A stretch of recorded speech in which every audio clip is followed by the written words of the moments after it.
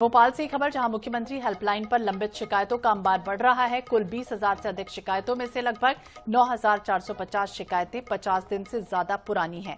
स्थिति की गंभीरता को ध्यान में रखते हुए सोमवार को समय सीमा बैठक आयोजित की गई। बैठक में लंबित शिकायत, राजस्व प्रकरण और समय सीमा पत्रों की समीक्षा हुई। अधिकारियों को 50 और 100 दिन से लंबित मामलों का प्राथमिकता के आधार पर समयबद्ध और गुणवत्तापूर्ण समाधान करने के निर्देश हैं। साथ ही नामांतरण, बंटवारा, सीमांकन, फॉर्मर, रजिस्ट्री मामलों में तेजी और पारदर्शिता लाने पर जोर दिया गया है।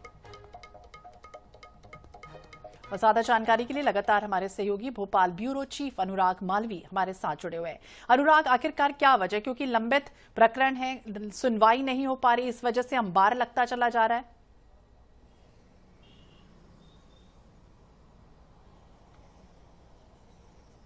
देखिए, सबसे ज्यादा शिकायतें राजस्व विभाग की, और यही वो विभाग है जिसको सबसे ज्यादा भ्रष्ट विभागों में माना जाता है।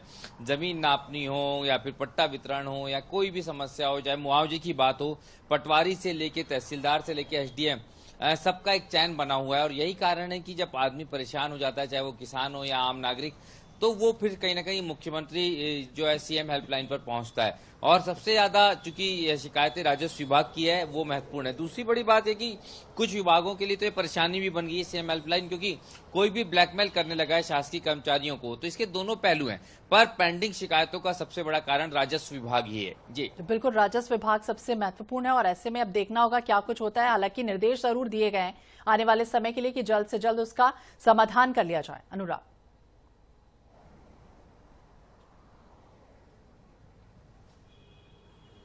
देखिए, बिल्कुल समय सीमा के लिए बैठक की गई। सोमवार को ये बैठक हुई है और बैठक में साफ तौर पे मुख्यमंत्री के निर्देश हैं कि जो टाइमलाइन तैयार है, अगर उसमें नहीं होगा तो सीधी कार्रवाई होगी उन कर्मचारियों के विरुद्ध जिनकी शिकायत है।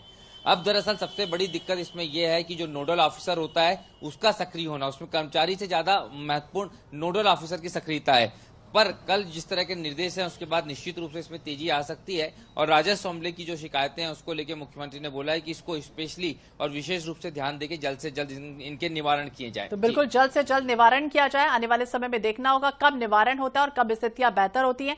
नजर बनाए रखिएगा। बहुत बहुत शुक्रिया तमाम जानकारी के लिए और बातचीत करने के लिए। तो लंबित राजस्व के कई ऐसे मामले और हेल्पलाइन में इस समय शिकायतों का अंबार लगा हुआ है। चलिए बात